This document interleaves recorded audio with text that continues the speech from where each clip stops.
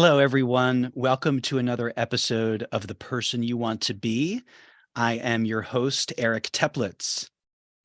Today, I have with me as my guest on the podcast, Charlotte Angeles. Charlotte Angeles is an artist, traveler, and writer of motherhood and lifestyle-related blog posts. An artist all her life, she struggled with the idea of making her hobby her career.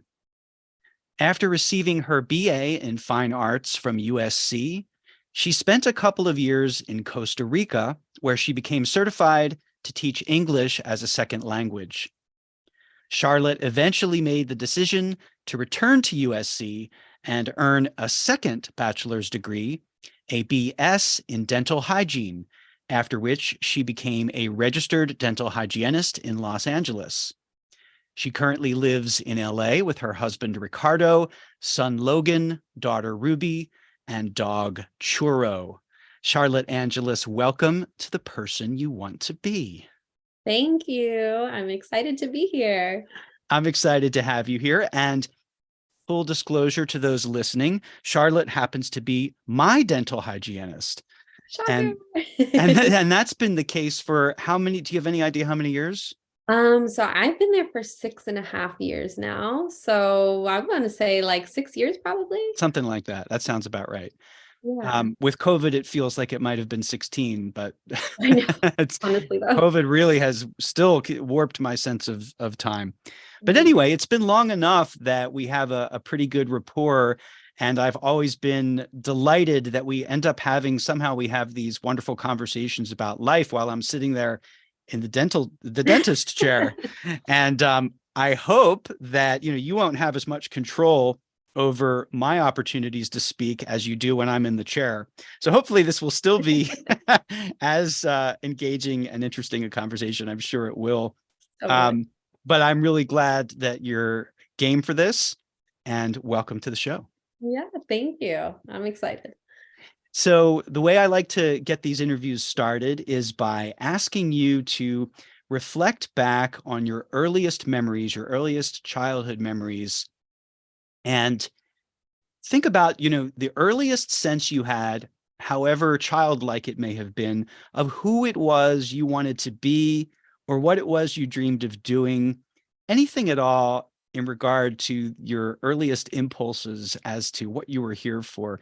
And then if you could also frame that within the context of the environment you grew up in, and if you could tell us a little bit about that. Okay. So besides wanting to be one of the Spice Girls forever, 90s child right here. I honestly, if you were talking to my parents, they would say that the earliest thing I expressed wanting to be was a boy. Wow. Yes, I know, shocking. I was a super, super tomboy as a kid. Like I have very early memories of my best friend in preschool and I like this other little blonde girl just like me. And I was like platinum blonde as a baby. Just walking around the playground at preschool and we're like, we're boys. Like, you can't tell us what to do. Interesting. Yeah. And I had like, Do you remember this, or is this what your no, parents have shared I with you? do remember it. I remember like my mom was like, I guess like after the age of 4, I was like, I'm not going to wear pink. I'm not going to wear dresses. Like, I'm going to wear shorts. And it's funny because when I look back, my older sister, who's like almost 8 years older than I am, she was in high school at the time. And she wore a lot of black and like sort of like alternative. And so I looked up to her and I'm like, I'm just going to wear black and I'm going to dress like a boy and I'm going to have short hair and whatever. And then it's like I got to middle school and was that just completely disappeared. Interesting. Yeah. So yeah, I was very tomboyish as a kid. And very not tomboyish as an adult. And so yeah, that's sort of what I remember as far as like elementary aged. And my parents like have always been just super like I don't know what the word is, not lenient, but accepting of like whatever phase, either my sister and I were in at the time. My mom always likes to say, pick your battles type of thing. So she was like, yeah, you want to be a boy, be a boy. You want to wear these clothes, like I'll take you to the boys department. Like, and it's funny because like she always likes to tell me that on my sister's soccer team there was another mom who was a child psychologist and kind of told her like, well, I would think that maybe she's seeing like in these TV shows that male characters have power and she like wants to have power and maybe she thinks that's the way to go or whatever. I can't confirm that because I was way young, but right. But you did describe yourself as saying, we can do whatever we want. We're boys, something along right. those lines, right? So maybe Yeah, there was something to that, some perception I of think so. Yeah, I mean, I watched a lot of permission, Power right? Permission. Rangers. Yeah. I watched a lot of Power Rangers. I watched a lot of like Ninja Turtles. My other best friend from preschool was a boy who lived down the street from my parents. And like we would get all our action figures together. And I don't know, it's just sort of what it was. But yeah, my parent, like I said, my parents have always sort of been like, age, stage, phase. Let's just like if we're gonna tackle something as an issue, it's got to be big enough to worry about. So like in middle school, and I wanted to dye my hair, my mom was like, okay, dye your hair. Huh. So they weren't, I would say my childhood wasn't strict in those senses. It was more strict of like, sometimes my friends were like allowed to stay out a little later, or there were like other boundaries that were set for us. But yeah, they were all for like, yeah, So you didn't have free reign, but it sounds like your parents had a pretty relaxed attitude when you expressed your desires, and as long as they deemed it unharmful, then sure, knock yourself out. And in a sense, it's so interesting because I think that, on some level, inevitably we pick up on our parents' levels of anxiety, or calmness, and then respond in kind. So if our parents are relaxed about something, then that kind of, in a sense, indicates to us it's okay to be relaxed, or it's not such a big deal. And even unconsciously, a parent might want to appear to be relaxed, but is full of anxiety. And I think there's no way to hide that from a kid. I think that the kid will pick up on that, I don't know, I think I do a pretty good job hiding my anxiety from my kids. Maybe, yeah, maybe it depends on your acting skills. I don't know. Yeah. Well, one thing that I remember though that I was impressed with during a conversation we had was, you are now a parent yourself, and it is obviously massively important to you, and you take it very seriously. And you were sharing with me that you had been reading a book. I don't remember if the title was The Conscious Parent. Do I have the title right? Yeah. Yeah. The Conscious Parent. Yeah. So what, were there any takeaways from that book that have proved helpful to you? Yes, very much. Because I think the biggest takeaway from that book that I had was sort of, it talks a lot about your ego as a parent, and also your reactivity when your kids are doing something. And like being a conscious parent is all about like taking a step back.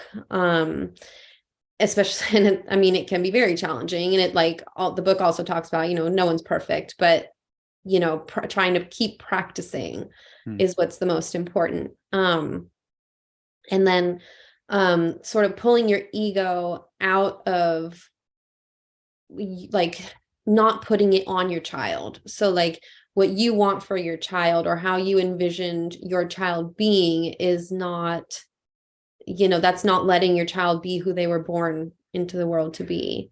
So like example, like when I like found out I was going to have a boy, my first son, I'm like, oh, okay, sports, roughhousing, I don't know. And it turns out that my son doesn't really have any interest in sports. And so I'm picturing him, like in cute little T-ball outfits, and he's like, I want nothing to do with that. And I'm like, okay, it's it took me a while to like, when I have him try new things, he's like, I don't like that. And I'm like, how could you not like that? It's so fun. But for him, it's not fun. So, Mm. just kind of recognizing that. It's hard. It's not always easy, but It doesn't look easy from the outside in the least. But that's interesting. So yeah. you have to temper your expectations. So that sounds like it's part of it. And when you mentioned ego, I thought that, for a lot of parents, they think that their kid's behavior is going to be seen as a reflection on them. And so they may, be controlling to a degree for the sake of how it looks to others, not necessarily how it might be of benefit to their kids. So these are all like, Yeah. they sound like simple things, but I could only imagine how incredibly challenging on a moment to moment basis they are, right? Yeah. Yeah. But I Totally. but I think there's a lot to be said for having an intention. And as you put it, no one is perfect. But if you can earn the trust of your child and they see that that your intention is there and that you're doing your best, and that if you can even acknowledge, when you didn't do your best or you wish you'd Right. done something differently. But I think that there's something really powerful about fundamentally respecting your child for who they are as opposed to who you wish them to be. And Yeah. that I think is the case whether your kid is 3 or whether your kid is 33. Um, yeah, that's huge. So it's also interesting you talked about, how did you put it? The book encourages you to take a step back Hmm. in a moment of when you're triggered or reactive. Yes. And I mean, I think that's good advice for humans in general, Yes. whether you're a parent or not. But I would imagine that parenting is like the sort of Zen master training of that. Definitely 100%. I know my husband and I have these conversations all the time. I'm like, okay, in the moment, it gets heated, but let's like, you know, it's Yeah, hard. I think I right. was, a lot worse at it before I took Zoloft. Wow.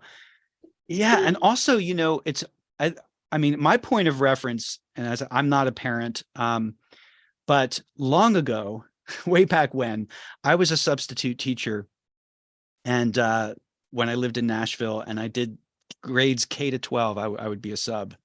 Oh, And wow. what really fascinated me, among a million other things about that gig, was I went into it with a certain, I guess you could say, expectation. Like I thought, okay, the little kids, or like the really young ones, are going to be totally cute and fun, and I'm going to really enjoy that. And then as you get into the older grades, because I'd never done this before, but I Hmm. imagined I could anticipate, like once you hit middle school, high school, they're going to be like antagonistic and difficult and like all of this. That was my thought going into it. Hmm. And then I started subbing, and for me, it was basically the opposite. Like I did way better with the older kids, generally speaking, middle and high school, than I did with the young ones. And it surprised me. And one of the one of the mistakes that I made was, I would, sure, little kids are really cute individually and stuff, but when you're trapped in a room with 20 of them like the whole day, and the mistake I would always make is, the teacher has a very deliberate routine in place, and the moment you deviate from that established routine, Yes. you're done. Like Yeah. Kindergarten Cop is perhaps the truest film ever made. And so the mistake I would make is I would try to reason with them at that, and it's like they're at a completely different developmental stage, and as a parent, you're having to deal with that throughout, like, they're constantly changing. So what may have applied yesterday, that may not be the case anymore in a new sort of Right. the developmental stage. So yeah, Yeah, exactly. I salute you. And parents everywhere. I um know, right? so bringing this back to you and your childhood, Hmm. when do you remember what any of your sort of earliest inclination toward art making? Um, When? Kind of. I just had always gravitated towards like artistic things. I'm very, very, very, very not math brained at all. It doesn't compute. In fact, I was having this conversation with my therapist the other week, and she was like, it sounds like dyscalculia. And I was like, I didn't know there was a name for it. I thought it just, my brain just turns off when I see like math equations. So I just always tended to do more artistic type stuff. So all through elementary school, we did a lot of, arts and crafts and stuff. And my parents had me in another, like actually several outside of school art classes. There was one at like the Brentwood Art Center. There was another one, I think it was called like Mission Renaissance. And it was like you would do mixed media, watercolors, chalk pastels, oil pastels, like painting. So there was a lot of it. And then for middle and high school, I went to a school called Crossroads in Santa Monica, and they are very art driven. It's like art, theater, science, and just kind of honed in on it there, I guess. By the time I was graduating high school, like I was doing AP art, like AP studio art, and painting and drawing.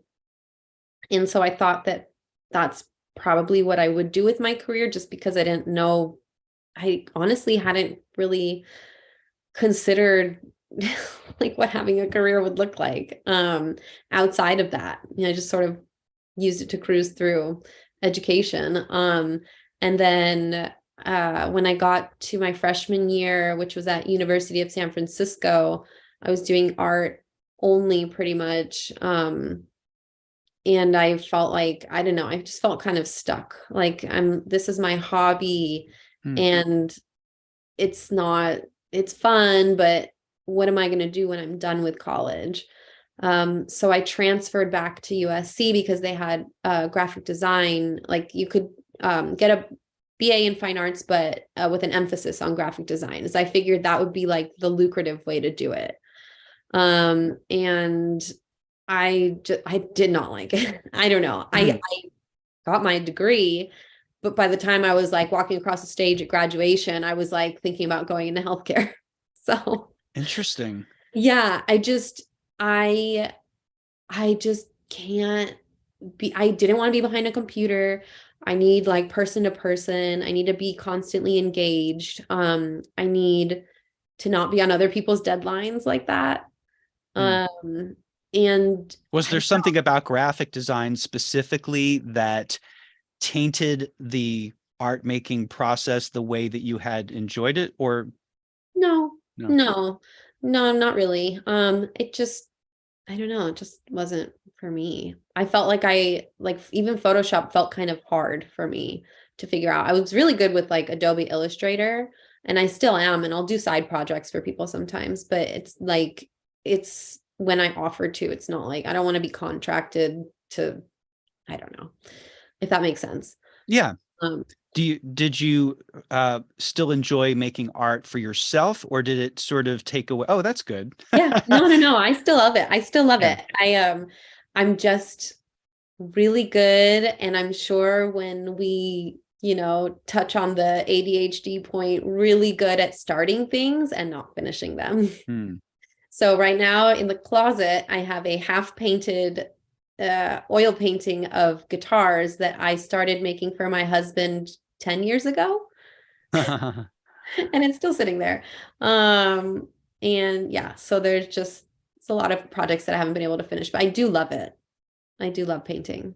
Yeah. And what specifically is it, do you think, about it that makes you happy? What is it that you enjoy about it? You mentioned painting as opposed to, photoshopping. So yeah. So, I mean, is there something to the physical aspect of, creating something with your hands and the colors on the page, like, the actual personal touch on the page, or on the, on,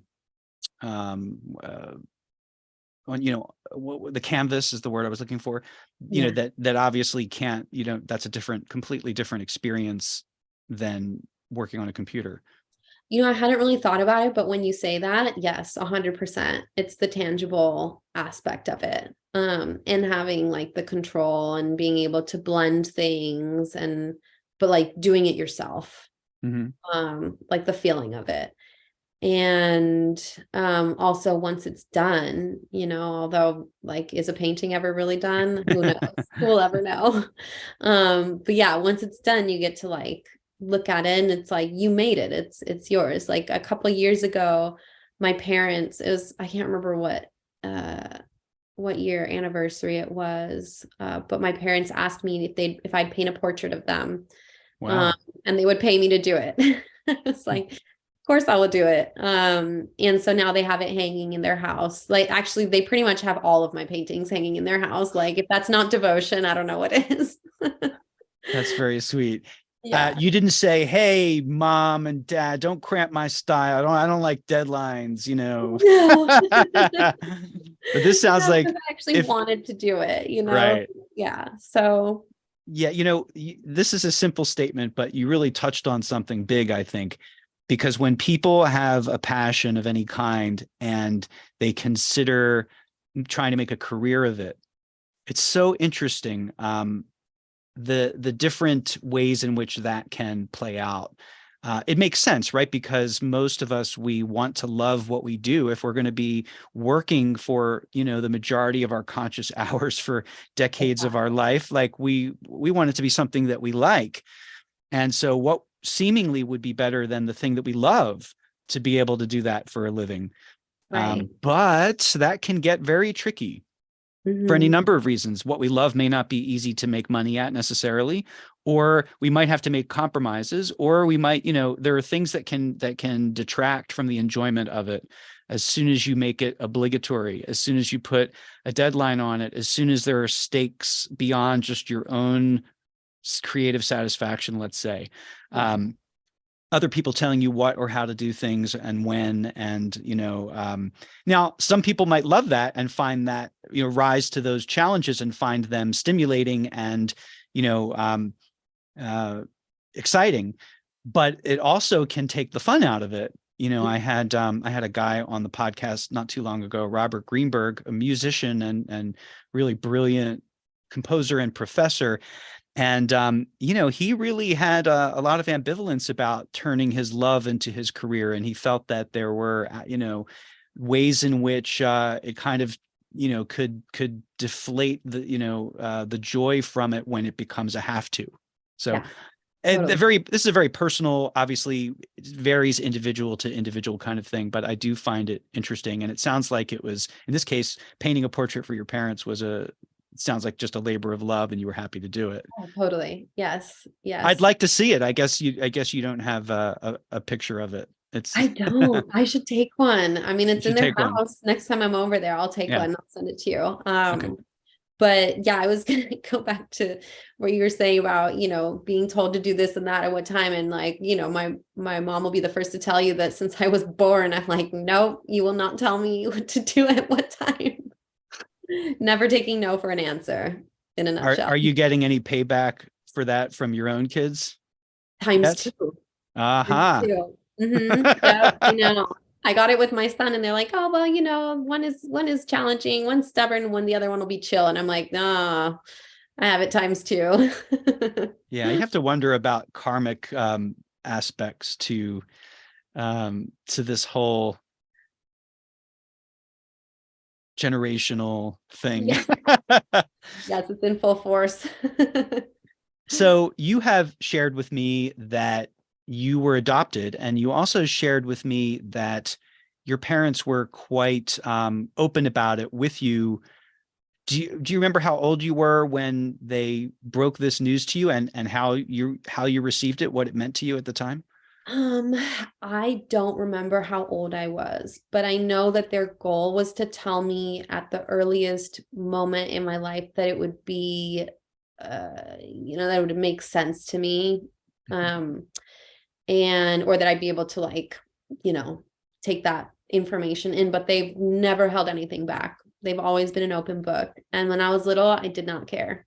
They were like, look, this is the case, and do you want to know more? And I said, no, no, no. My whole life, pretty much, because, I was adopted at birth, like literally Hmm. out the womb and into my mom's arms.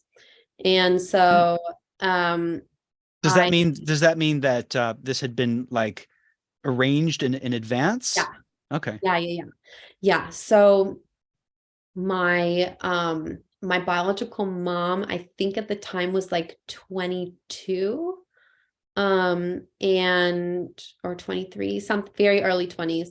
And my biological dad was a little older, and had a family. And so when they, got together and I was conceived, it wasn't like they were gonna be together. It wouldn't have been like a two-parent type of situation. It would have been a very young mom who also didn't really know, I don't think knew what her life path was yet at that point. Trying to raise a baby, I don't know. From what I've been told, it would have been like a really tough scenario. Um, so my parents had been looking to adopt for a while. That's why my sister's like kind of not a lot older than me, but like, a reasonable amount of years older than I am. They were looking to adopt for a while, and they were like about to adopt another kid, and then it fell through, like that mom had changed her mind or something. She was going to keep the kid, which, worked out really nicely for me, because then they had heard from a friend of theirs that there was like a young mom looking to put her baby up for adoption, and that was me. And yeah, it was from birth. So So does that mean this was done like sans adoption agency or any kind of like third party, or I don't you don't know. know? Yeah. Yeah, I don't know the logistics of it, from that sense. But yeah, so they were always open with me about like the whole story of it all, and do you want to know more? And I didn't care Hmm. until I had my own kids. And then it opens up a lot of like, well, who am I, biologically? Where do I come from? What are my genetics? What are they, at risk for? Hmm. Um, one of the things my mom had always told me was that, my biological mom had really bad Crohn's disease, and like to the point of having multiple surgeries on her intestines and stuff like that. And come to know it, as an adult, I've been diagnosed with Crohn's disease. Hmm. So that's great. But it's important for me to know, like, if Hmm. is that going to be a risk factor for my child? So, yeah, I've been doing a lot of diving into that, over the last, how old is my son? 5 years, pretty much. And I have learned So a lot. yeah, so interesting that you describe it as a non-issue until you became a parent yourself. Fascinating. Um, so your older sister then is a biological child of your parents, Mhm. and did they like were they trying to conceive a second child and weren't able to, and that's why they wanted to adopt? Okay. Correct. Yeah. And their first attempt didn't work out, and then sure enough, you became their child Mhm. instantly, like upon birth. Mhm. Exactly. That's why for me, through and through, always my parents, always my number ones. Yeah. Yeah. Well, this ties into this theme, the theme of this show in a lot of ways, I think. And I one thing that I'm just endlessly curious about and fascinated by are just all of the factors that shape who it is that we are. There's the person we want to be. There's the aspiration of, what we aspire to, but there's also who we are, right? Mhm. And all of the factors, and a lot of them seem to be uh so fortuitous and just luck based.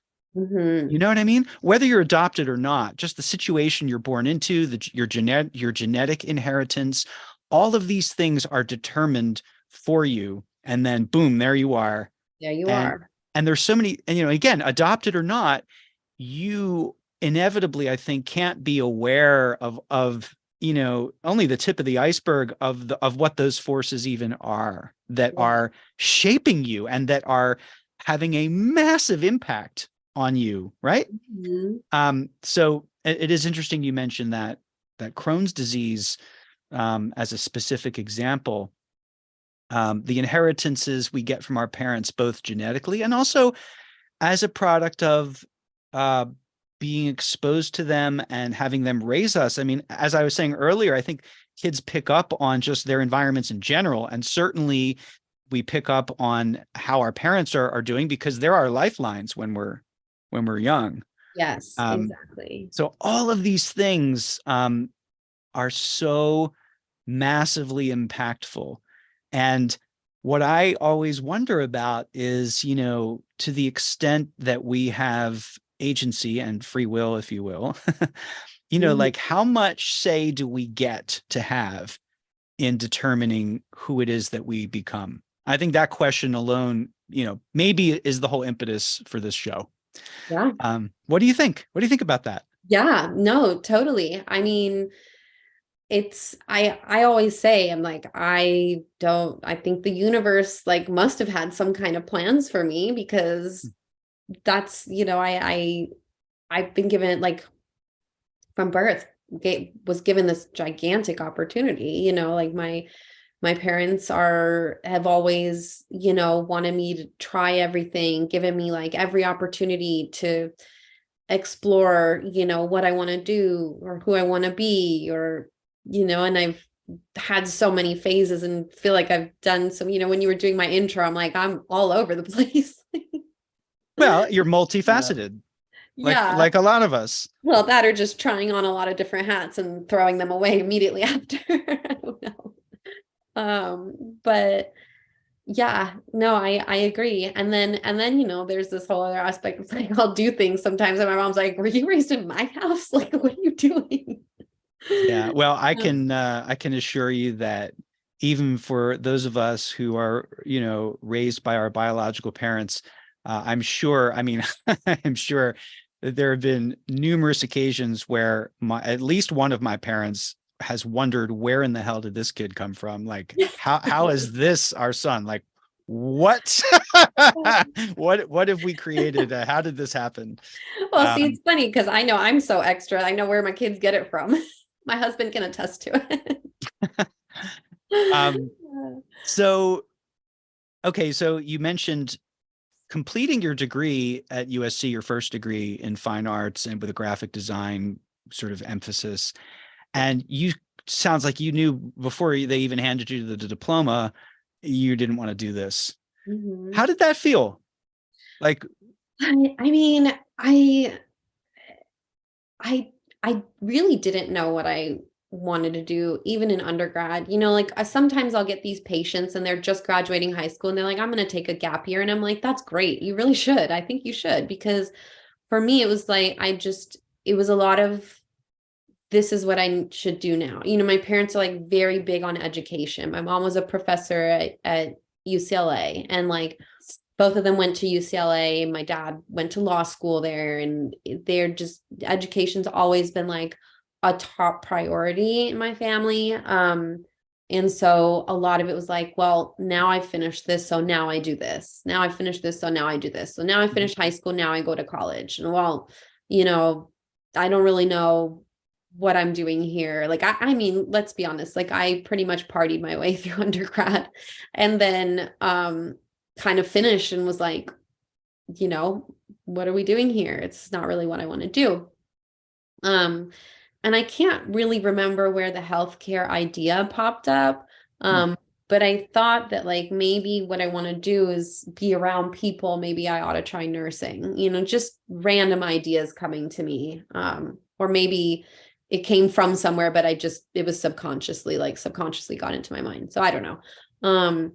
But um, I think the summer after I graduated college, I had like so many random jobs. One of them being, well, I did try nursing. I tried this internship and I Hmm. realized very fast it was not for me. It was like the hospital environment is not for me. One of my most triggering anxiety things is like medicine, hospitals, that environment. I don't know. So quickly decided that was not for me. But I was doing these like random jobs through UCLA, doing like administrative work in like kidney transplant department. It's not like in the hospital, but Was it's this through like UCLA's temp agency or temp? yeah, like Yeah. a float pool. Yeah. Uh-huh. So I had a couple of those. And By the way, just to yeah, interrupt quickly, I'm sorry. What no, was you mentioned your mom was a professor there. What was her field of study? School of Public Health. Okay. Yeah. So maybe Cool. that's where it came from. Yeah. Mhm. She did public policy and management, the School of Public Health. So graduate students. How long Um, has she been teaching there? Is she still a professor there? no, she's retired. I think she's been retired for like 10 years now. We'll have to talk about this offline, perhaps. It's possible because my wife went to grad school at UCLA and studied social work and was a part of you know, I think it's possible she had your mom as a professor, That would be so interesting. Yeah, right? it's possible. It's definitely possible. Yeah, she was there for a while. Now she's living the yoga lifestyle. Oh yeah, Yeah, yeah. nice, Well, kind of. I mean, she does her yoga and then she comes over and goes for walks with my daughter and I. nice. Yeah. But yeah, so I then ended up as a hostess at a restaurant in West Hollywood, which was like next door to a hot nightclub at the time. And so I just, was meeting a lot of people that were like coming through and like filming their music videos and would come into the restaurant and like be like, oh yeah, like let's hang out. And so I continued this like routine of like staying out all night and just partying with people. And then, work was sort of like on the like an afterthought. It was like something to make money. But I think I was living at home at the time. And then I just sort of hit this wall. Um, and I started getting actually like a lot of anxiety. I think I had like my first ever panic attack, which was very like disturbing for me because I'd never had one before. And it was just like this aha moment of like, I gotta just get out. I gotta go. And I'd always been telling my mom, I want to go live in Latin America. And so she was like, go, like, Hmm. get out here. Um, and I so I found I was like browsing volunteer opportunities online and I found this one company. And so I signed up to go volunteer for 2 months doing childcare because I thought maybe I want to be a teacher. I don't know. I had zero idea. I was Mhm. just like, I'm just gonna feel things out. I got to experiment here. I don't know what I want to do. And so I went down there. And what did I do? Immediately, I did like a week of volunteering, met some people from like Australia and London, and like took off and went traveling other places instead. Okay, Um, let's pause here for a second because there's some interesting things that we can parse out a little bit. yeah, Um, and the first is this experience with what you described as your first panic attack.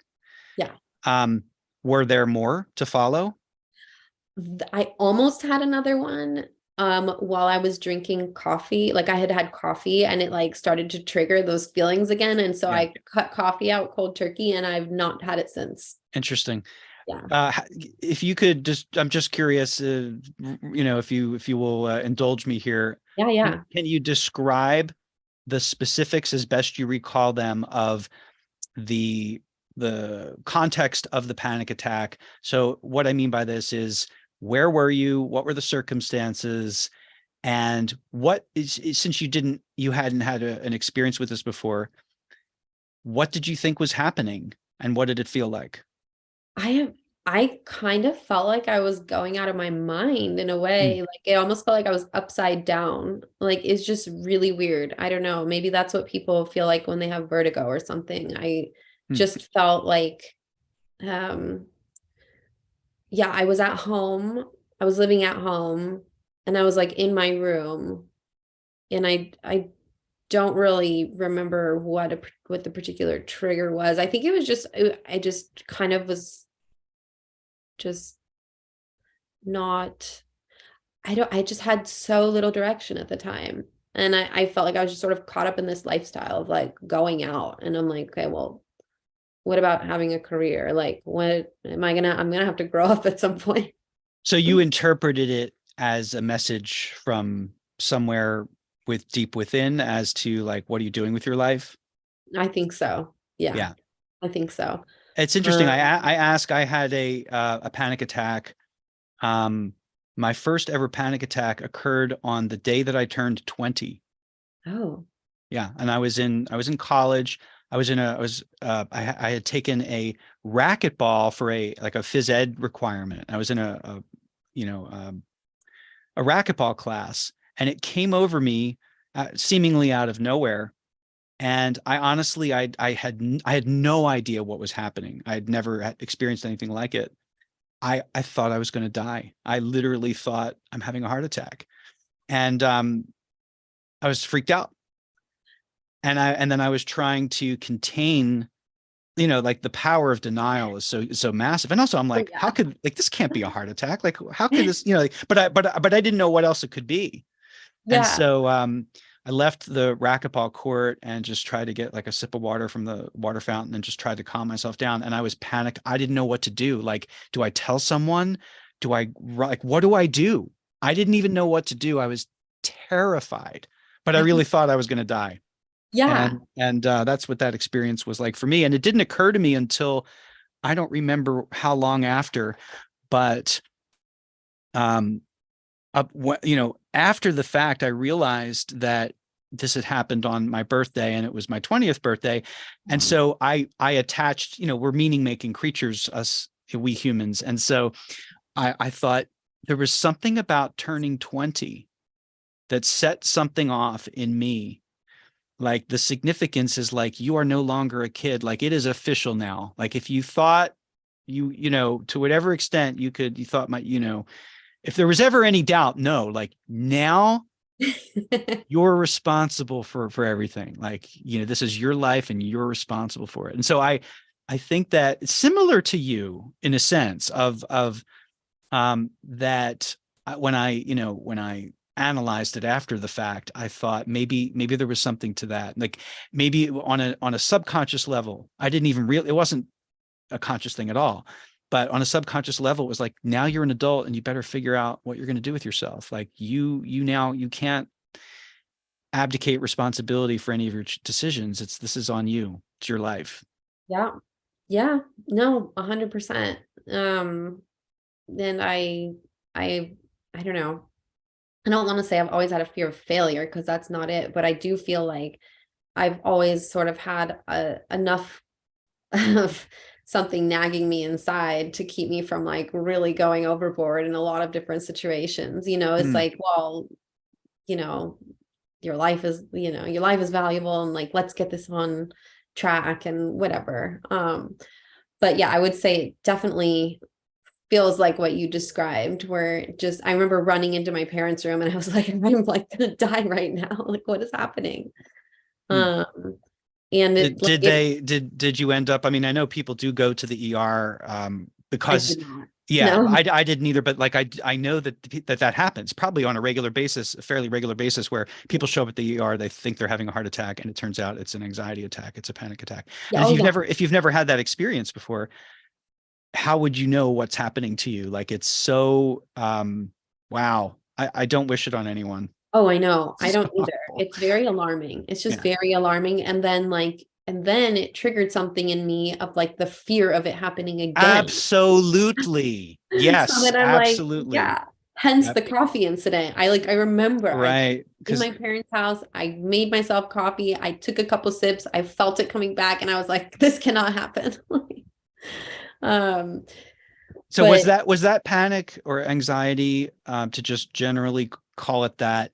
Was that what set you in motion? Was that the impetus to the traveling, like to going to Latin yeah, I America? would say definitely played a big part. I think it was just like I need to take a break.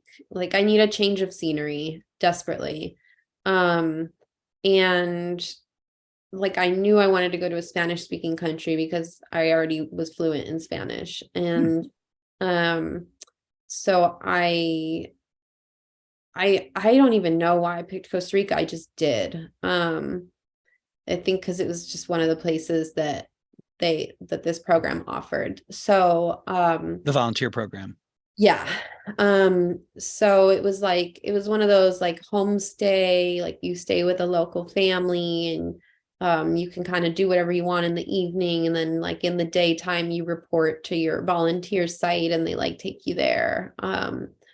And so I picked childcare, and it was like they would take you out to sort of definitely way more impoverished areas. I mean, these kids were just sort of, it's like almost felt like this haphazard community center where parents would like kind of drop their kids off for a little bit. And some of them like served food. And so we would like help serve the food and just mostly like play with the kids and color with them and do activities. It was sort of like just to keep them company. But it wasn't like teaching or anything, even though that's what I was considering. I was just sort of trying to feel out if like that was the environment I wanted to do. But like I said, like there were some other volunteers there and we all became really good friends. And then we were like, let's go as far south as we can on the dimes that we have, like that sort of situation. We ended up making it as far as Colombia. Then we like sailed back to Panama and then back to Costa Rica. It was like this whole adventure over, I don't even know how many days, maybe like 2 weeks we took off, and then came back and went back into the like doing some more volunteering. There Wasn't any penalty or I don't know. Okay. No. You weren't violating any agreement or anything. I don't think so. I can't remember the way it worked out, but I just remember them being pretty lenient about it, I think. And that's ultimately the organization I ended up working for while I like, because I ended up staying there almost 2 years. So I this particular organization offered like a few services. So there was volunteering for any international person, and there were English classes for native Costa Ricans, and then there were Spanish classes for all of the travelers, and then the teaching English as a foreign language certification program. So I thought, if I'm going to stay in Costa Rica and I need a job, I don't have a visa to work. But if I do this teaching English, then I can just keep working for this company. So I did the certification. It was like 4 weeks long, I think. And I don't like teaching, so I don't know what I was thinking, but I ended up getting a completely other position within the company. What was that position?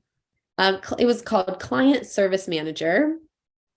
And basically it was like coordinating for all of the international volunteers and students and everybody coming in to do the programs there. It was like coordinating their flight schedules and making sure their homestays were set up and making sure they were having a good experience, giving them travel like touring tips, like because this particular company had a Costa Rica location, a Guatemala location, and a Peru location.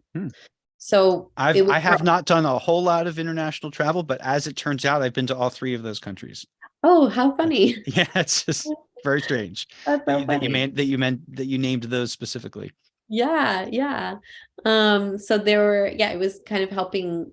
It was also like coordinating with the other people working at the other, like in the other countries at the facilities. So just a lot of like Skype at the time. Charlotte, so from my perspective, for whatever it's worth, to me, it sounds like actually you were doing kind of all the right things. What I mean is like, I would imagine that for many people, if not the majority, it's a process figuring out what it is you want to do with yourself and your work life. And there's so many different expectations and in some cases pressures coming from all different directions.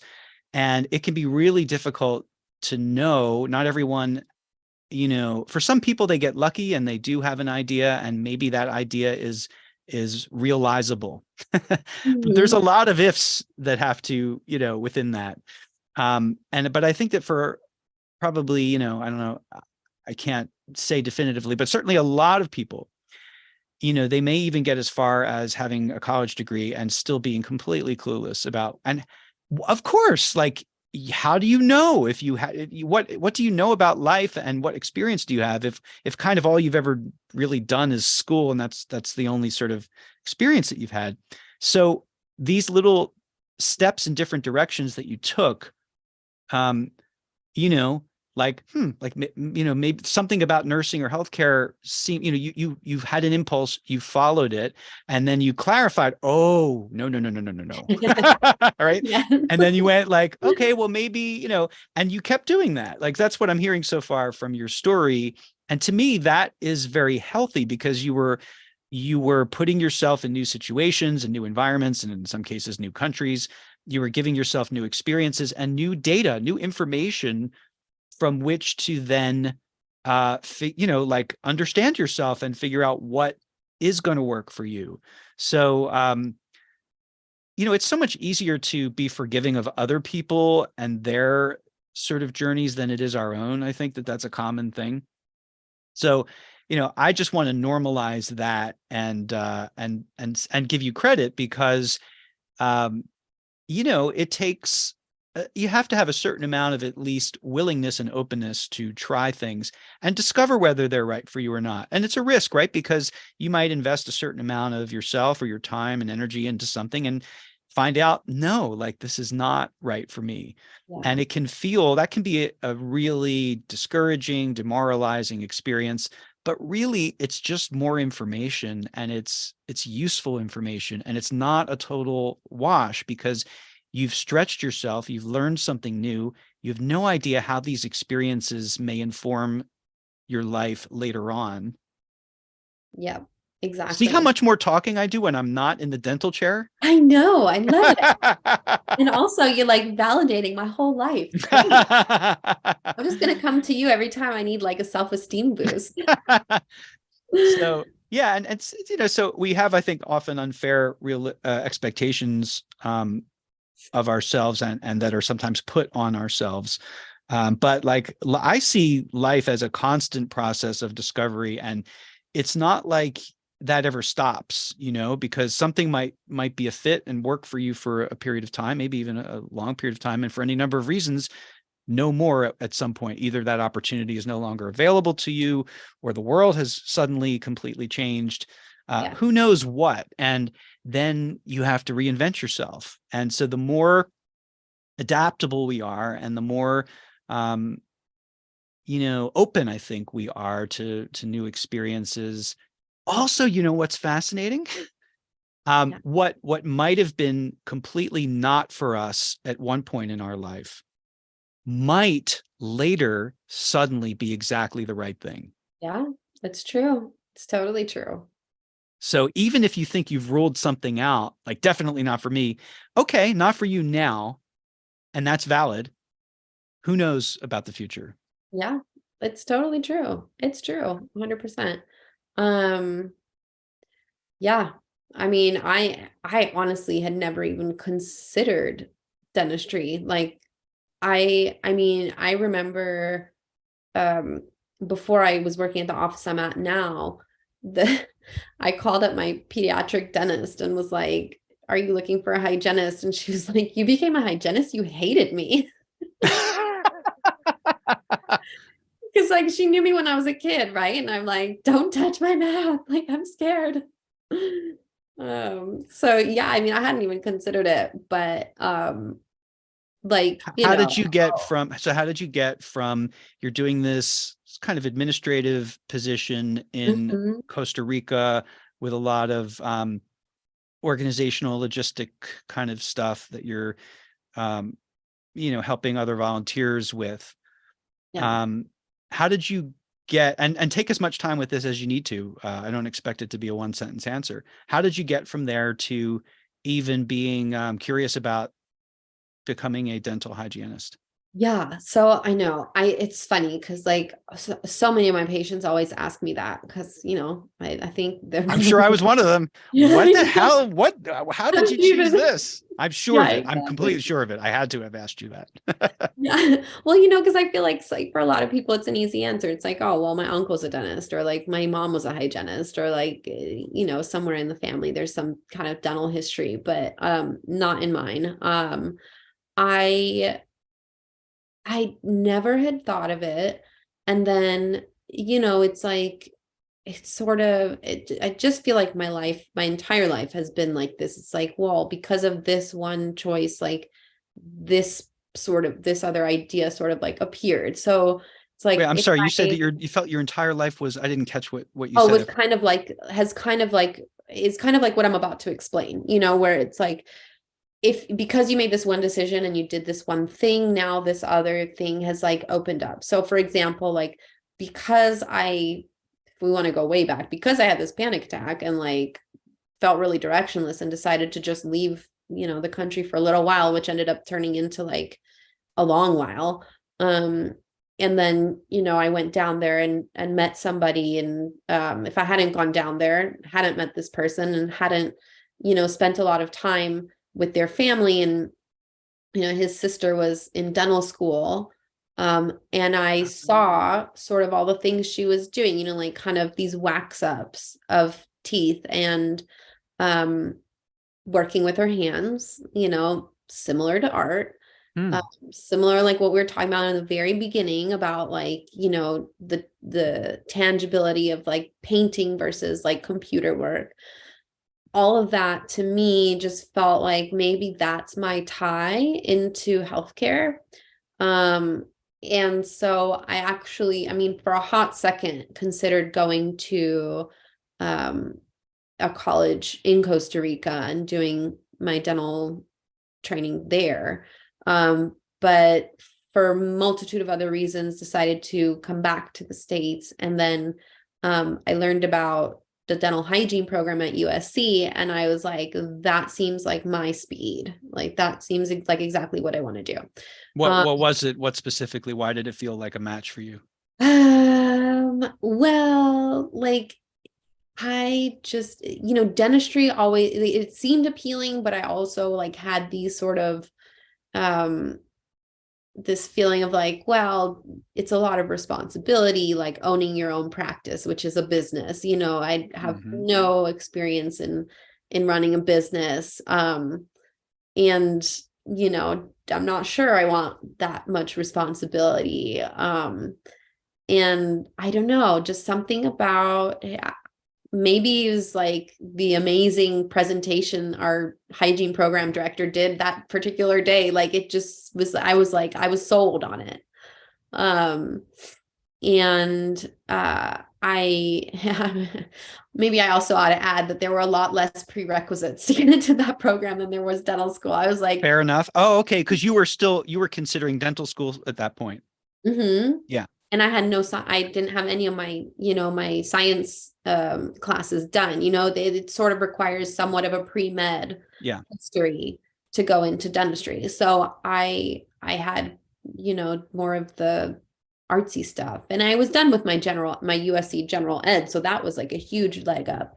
But I started doing all of my prerequisites. Like I did a handful of night classes at UCLA Extension, and then like USC actually let me re-enroll and do some of my prerequisites there. So like I did I think anatomy I did there, and something else. The only one that I hadn't finished was chemistry, and they wanted like a year of chemistry. But I got accepted into the program before I was done with my prereqs. So that was helpful. Um, and then I was able to like get, the rest of it done while I was in the hygiene program, which like looking back, I don't know how any of it was possible because it was so rigorous. Hmm. um, So a couple questions. yeah, You had this initial impulse, years prior about healthcare. yeah. It was nebulous though. You didn't really know where you fit into that. But do you know why healthcare? Why Um, that, even just like that general uh field of healthcare? Do you know why that if I'm gonna called to you? speculate on it, because I can't really go back into my mind frame at that time. But if I'm going to speculate, it's probably because I wanted to work directly with people, but also not be like a salesperson. I don't like Hmm. selling. I'm not a seller. Um, and so I think that was sort of the avenue that seemed to make sense. Okay, fair enough. And Yeah. then why do you think this route, and as you said, the program that you were in was pretty rigorous. So I'm sure that it weeded someone out, most Yes. likely. Right. Why do you think that this stuck? Why do you think that this particular thing took when these other things you had tried didn't? What do you, I mean, just curious. I really honestly don't know the answer to that question, if I'm being honest. I think there was a lot of it. I think a lot of it was I was just ready to Mhm. like fully commit myself to a career, like, and it felt comfortable enough and challenging enough. This was very challenging. Um, that it just felt right. And also, I forgot to mention that like within a month of moving home from Costa Rica, like I met my husband. Oh, And wow. so, yeah.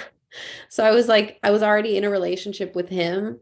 Um, and that allowed, that kind of closed off a whole other aspect of life. I wasn't like looking for, I guess what I'm trying to say is like I was really able to focus myself onto like making a career. Like I had met somebody that I felt pretty confident about spending the rest of my life with.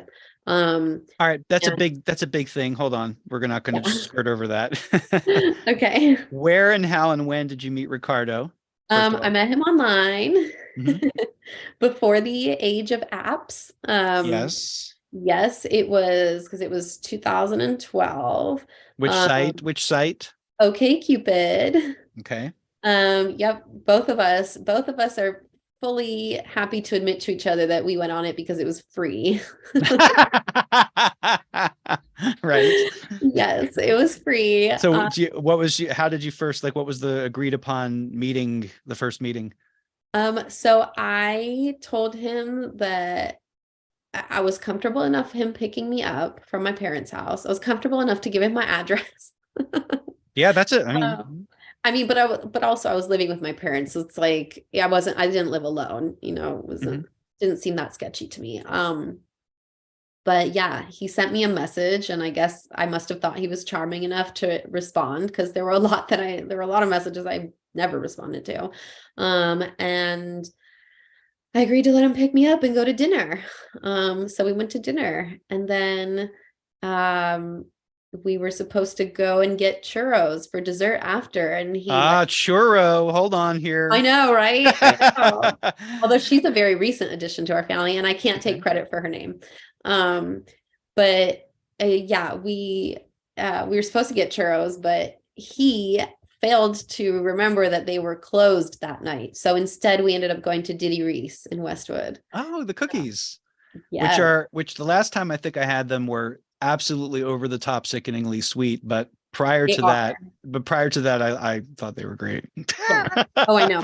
I can Your kind of taste can get change. past. Your taste can change over over Oh, time. I know. I know. I can get past it because of the nostalgia of it. Uh-huh. Uh-huh. But yeah, they're really, I mean, they are like dense cookies. And then you put ice cream in between Oh two of my them, and you're God. just Yeah. like, Yeah. yeah, sugar My coma. my tolerance for sugar as a young person was kind of extraordinary, if I do say so myself. And Mhm. I have tamped that down significantly. Yeah, But my tolerance was very high as a child, and it's still very high as an adult. um, so how long had you and he been together or dating before you enrolled? Because this also is a big deal. Um, I had a guest on my show who described she signed up for this graduate program, and it was presented uh, to her as a quote unquote, this is a relationship killer, this program. um, Yeah. for a number of different reasons that she goes into, but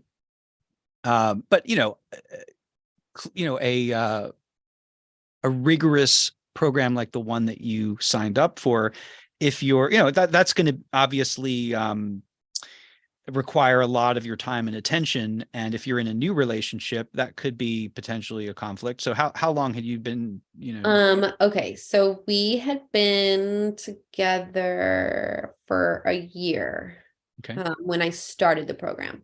because we were together while I was doing all of my prerequisites. And then I'm gonna bring out the snobby LA girl for a minute. He was living in the valley at the time when we met. And I am from Brentwood. So I tolerated going out there for about a year, about 2 years.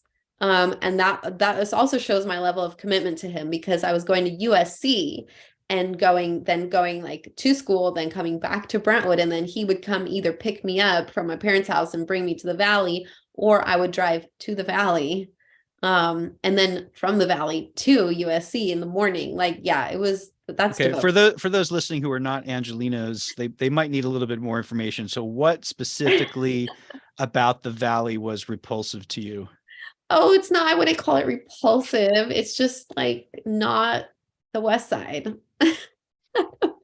I don't know how to put it. On It's a practical level, I'm just trying to help you out here. I'm trying to save face for you. On a practical level, it's way hotter in the valley. I mean, it's way hotter, and just the traffic on the 405 to go over the hill, it can be the worst nightmare. Yeah. So I mean, I'm not hating on the valley. I spent a couple years out there when he was living out there, but going back to the relationship killer in a rigorous program, as I was going into the final, I think it was either the final year or the final trimester. I can't remember because it was 5 trimesters of hygiene school. So like it's equated to 2.5 school years. Mhm.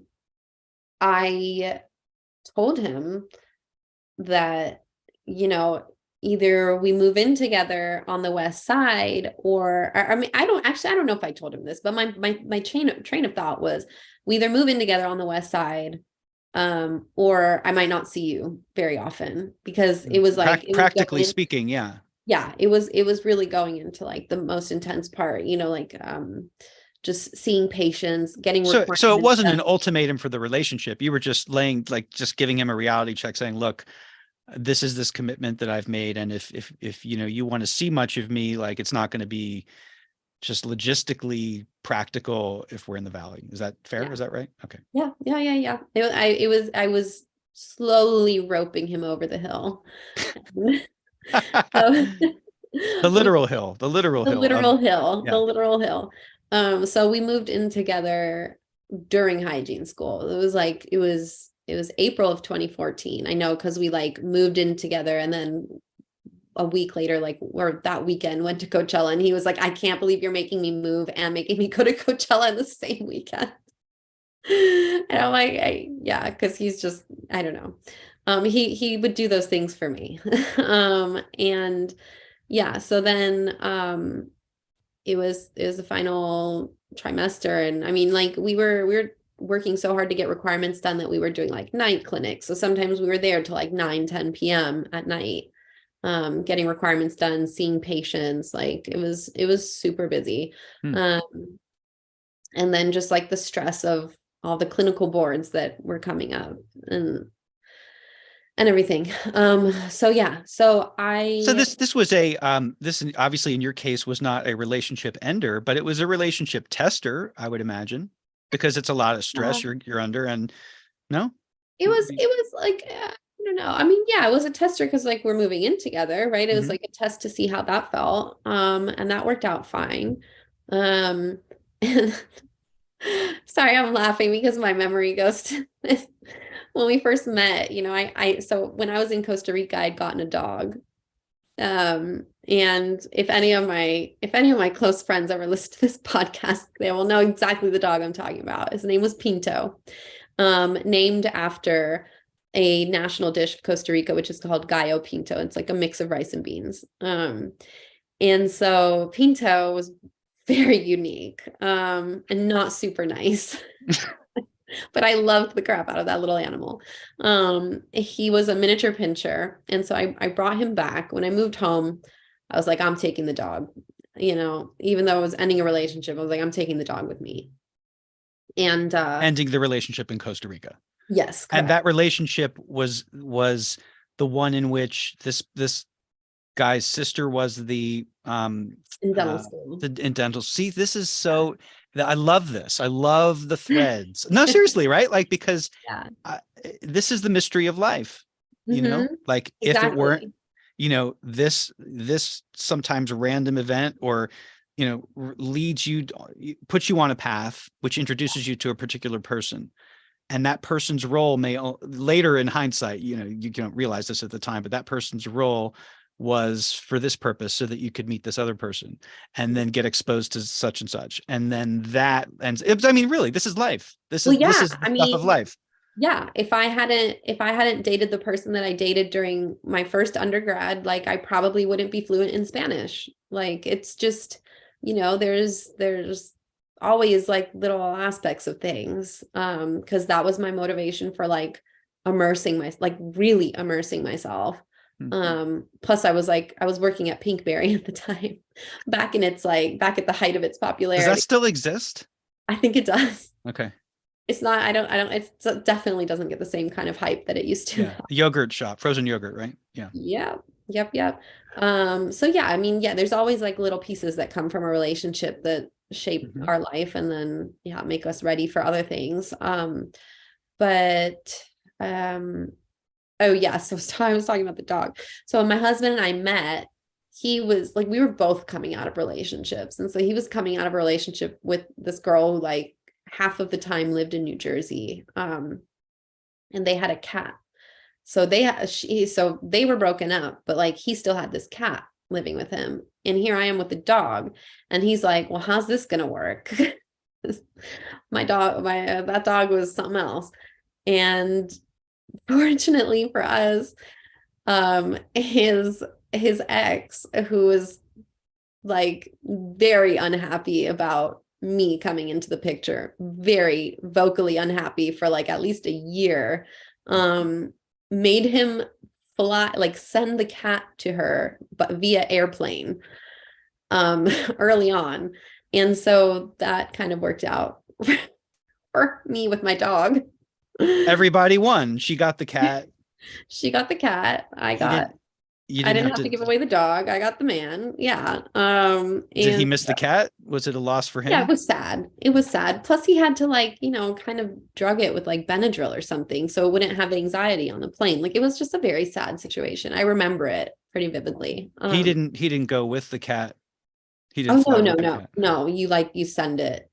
Yeah. Wow. He just sent it off. And The things about our lives that are, and our destinies that we have, that, right? Like these are that, seriously, even for a cat, right? Like the cat didn't have any say in the matter. This was like, this happens to everyone. yeah. Life has a, there are forces way beyond our control, and they Yes. really dictate. They call the shots, and then we're left scratching our heads, or, uh, whatever a cat likes to scratch. We're left, then figuring out how, what to do next. Yeah. He was So sad about the cat, but he got over it pretty fast, I think. And then, even though he'll not want to admit it a lot, he fell in love with the dog. Fell in love with the and dog. what happened to Pinto? How long? Pinto, we actually had to put him down last year. Oh, Yeah. that recently. So this dog Oh was yeah. with you up until last year. Yeah, for a small dog, he should have lived longer, but Hmm. he was 11 and it was last August. It was literally we had to put him down the day that my son started at his new school, like the same day. But he got really suddenly sick. He had something called diabetic ketoacidosis, which is like, when the lady came to the house to put him down, like she's like, you're making the right choice. If you send him to the animal hospital, he's like doesn't even have full, there's no guarantees, and you're gonna end up spending thousands and thousands of dollars and he's gonna be suffering. So like who's winning in that situation? So we made the hard choice. But in it, like the theme of this whole entire conversation, it opened up the door for us to like adopt and give a home to this really lovely other dog, which is Churro. Hmm. And Churro loves the kids. Pinto hated our kids. Hated them. My son loved the dog. The dog was like, I'm the first child and I don't tolerate you. Like he was like, absolutely not. Don't touch me. Don't come into my space. Don't. And this dog is just like, love me. Please love me. So it's worked out really well for the kids, and it's worked out for us too, because it was like we were really devastated for like a solid 2 weeks, I would say. But yeah, she's like seamlessly adapted into our family over the last, we got her in September. So do you remember, was there a moment where you knew that Ricardo, that this was it? Or was it more a progression? yes, I do. Although there was one moment where I was like, oh my God, I really like him. I'm gonna have to break up with him. And it's because we were at a there was a FYF fest, was like this like weekend outdoor concert thing downtown. And we'd gone to it. This is like FYF, what's that stand for? I can't remember. Oh, I think it's like an unclean word. Yes, that's where my mind went. Yeah. Like blank. I think it's blank. Yeah, fest, I think is what it stood Okay. Okay. for. And so we went, and in my memory, we for some reason I remember asking him something about having kids, and I thought that he said he didn't want to, and I'm like, oh crap. And so, we were having a great time at this concert, and the entire time I'm like, I'm gonna have to break up with him because I want kids and he doesn't want kids. Turns out he didn't say that. I don't know. I don't know how my mind thought that. But yeah, so we cleared that up at some point. And I don't know, I just knew, like, it's weird. Before we even met, I had like a dream and he was in it, and I'm like, I haven't even met this person. He's like infiltrating my subconscious. So I don't know. I just kind of knew. And then like every date we had was just super easy. And he was like so respectful. Like he came to the door and rang the doorbell to pick me up on our first date. And my parents were like, wow, he didn't just text you to come outside. So there was a lot of stuff. And he's like, yeah, he's always been really respectful. And you said you had a dream about him, or yeah, it was so weird. We're on vacation in Yosemite. This is real life. We were actually on vacation. You being your family? My family, okay. Not with him. Yeah. I was with my family, where we have a house in Yosemite. And so we were at the cabin, and it was summertime. Yeah, it was August. And my best friend was up there with us. And like, I was telling her, I'm like, oh yeah, this guy is like messaging me on this website, and we're talking back and forth and whatever. And then like there was one night I had a dream about him. And it was just weird, because I'm like, I've not even met him. I don't even know what he looks like in person. And yet he's like somehow in my dream. Like maybe that's a sign of some sort. I don't know. That probably sounds so cheesy, but it happened. No, it's interesting, because I, naturally was wondering, how did you know it was this person you were dreaming about if you hadn't met them yet? I know, it's weird. But it's really you had weird. You had a sense. So it wasn't like, it wasn't. Sounds like a premise for a Disney movie. Like I dreamed of you. Right. Cinderella, right? I don't know. Okay, cool. So you had this relationship, that was coming together, and felt like, this is the real thing. This is gonna. And so that freed you to focus your efforts on this, getting through this program. Yes. Were there ever any moments of screw this, it's too hard, or anything like that? Or were you pretty committed? No, like I almost feel like it was very intense, and everybody that was in it to win it. Like it was not in the sense of like, there was competition in some senses of like, trying to get your requirements done, and like finding this patient or whatever. But I think people also helped each other. So it was like, I think it was just stressful. I think I'd never like really witnessed a small group of people like at their most stressed out in life. But but it motivated me because I knew I wanted it, and it Mm-hmm. motivated me. And also there was like this whole other, well, first of all, too, I was like, it wasn't mom and dad putting me through undergrad again. It was like, I am funding myself and I am an adult and I'm doing this and I want to do this and I want to have a career. Like I wanted to have like a niche career, like not something open-ended. I mean, and there are avenues in dental hygiene that isn't just clinical, but like that's what I wanted to do. And so I pushed myself. I pushed myself more than I'd ever pushed myself with anything.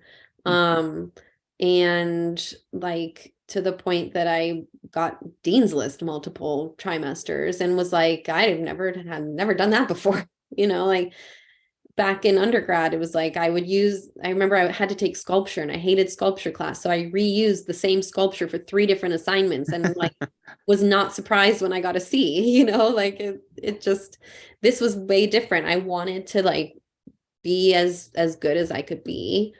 And yeah, and it was intense and it was scary, but it paid off for sure.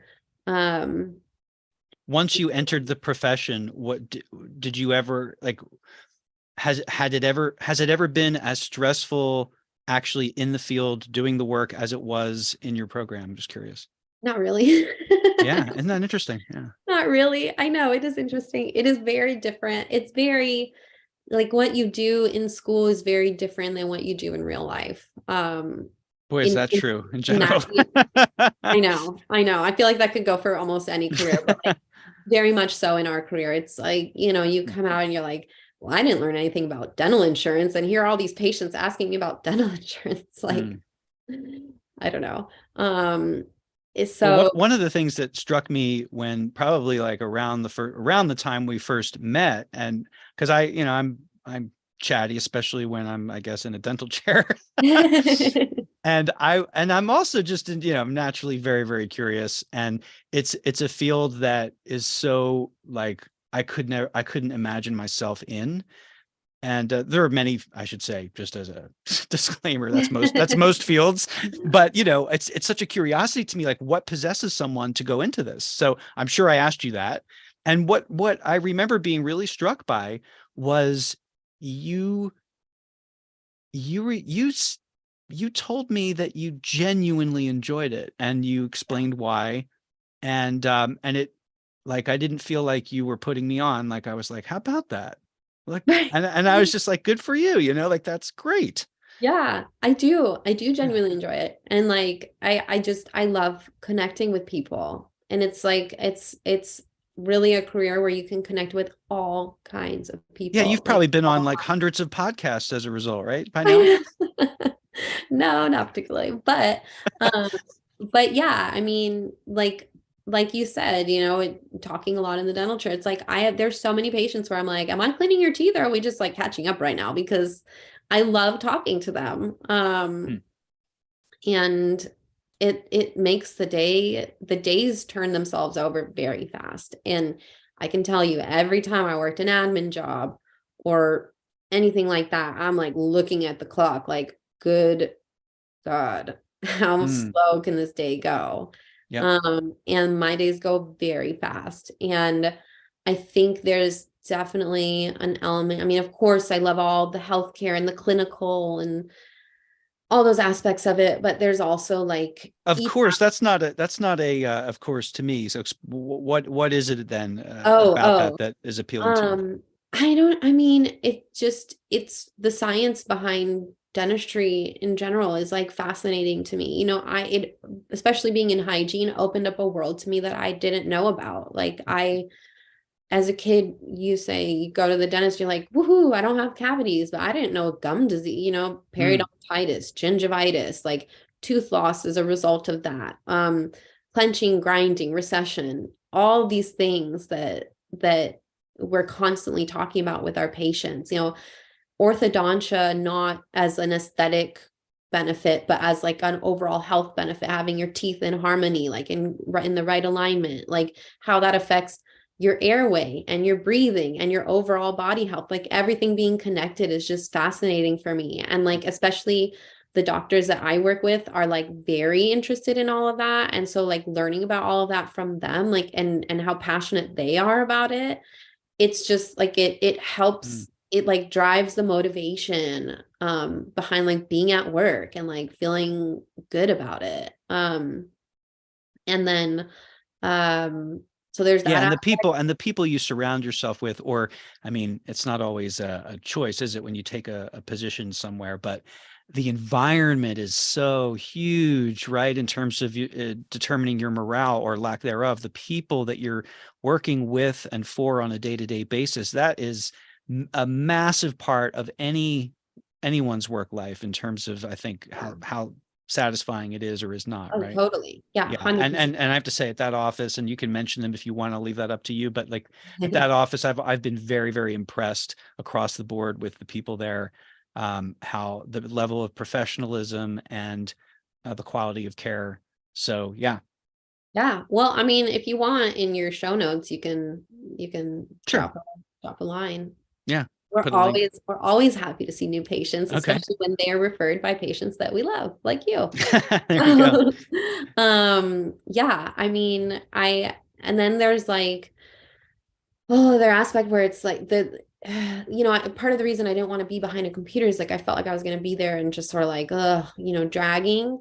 And especially at our office, we're just like, go, go, go. Like every hour is different. I'm on my feet. I'm sitting down and I'm on my feet again. It's like, I like that. It just helps me. Mhm. Um, and so I think that it's just like, there's a lot about it I love. And plus, I can make a very decent living and work 3 days a week and then be there for my kids. So there's a lot of pros to it. And I am happy. Like I can genuinely say I'm happy where I'm at right now. Charlotte, this has been a total delight and pleasure, as I knew it would be, and thank you for your openness and willingness to share. And I want to just close this out by asking you, at this point, in this stage in your life, who is the person you most aspire to be? What are the things that you're most curious, passionate about, interested in moving forward? Where do you want to? Who do you want to become now? Well, I'm gonna take the cheesy answer here and say I want to keep being a better mom always. Mhm. Every day is a new day, and you never know who's gonna be in what kind of mood, but like just addressing that the best way possible. So that always. And also, I don't know, like I my career and marriage and everything is like exactly where I want to be. But I'm always interested in growth in like some kind of capacity. And for myself, I do want to like continue writing. I always have a lot of difficulty getting what's in my brain out onto paper, and it can take me a really long time to do it. But I kind of want to keep working at that because um I feel like I have a lot to say, and if I can get over my imposter syndrome, then Mm, that might help. fantastic. Yeah. Yeah. So you're looking for an avenue of self-expression, and you feel like you Yeah. have certainly enough life experience and stories and thoughts about things to share them. So I encourage you completely in that direction. Well, thank you. Um, and as we close out, do you have any last words for listeners about how to take care of their teeth? I mean, I know what it can look like if you don't floss over, Mm, but no, I'm not going to get super cheesy on the flossing. No, I would say most important is to not skip your dental hygiene visits. there you Just go. stay consistent. Yeah, stay consistent. But yeah, thanks for having me. It's been Oh, thank such you, a Charlotte. pleasure. It was a total delight, and I will share in the show notes all of the relevant links that you would like me to share. And I will see you at my next cleaning. All right, perfect. Take care. You too.